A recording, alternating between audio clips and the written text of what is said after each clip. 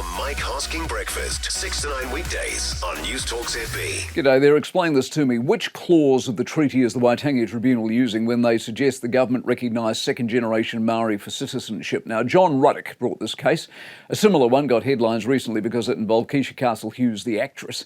In her case, she was born in Australia to a New Zealand mum.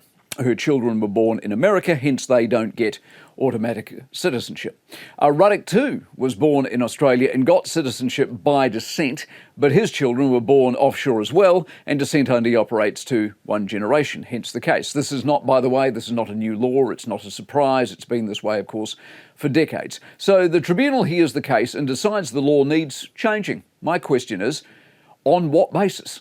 Is the tribunal not there, however loosely, to interpret the treaty? And where in the treaty does it talk of generational descent issues? Now, under what clause does it talk of being born in Australia? Well, of course it doesn't, because the thing was written in the 1800s, and it is at best vague, which leaves it open to interpretation.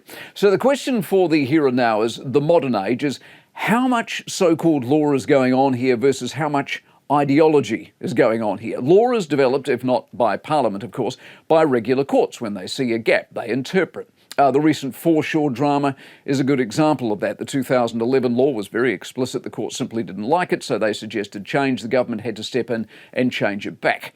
But the Waitangi Tribunal, which, remember, has no actual legal powers, seems merely to make things up. One generation isn't enough, they decide, so let's make it two. Well, why not make it four? Why not make it really easy, and anyone who remotely feels Maori can claim citizenship for any number of their offspring, no matter where they were born, as long as it, I don't know, feels right.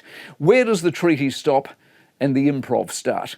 Thank goodness the government are not going to do anything about this, but that's this government. What about another government at a different time? And what are the historic long-term consequences of a tribunal that's basically running roughshod? The Mike Hosking Breakfast, 6 to 9 weekdays on Newstalk ZB.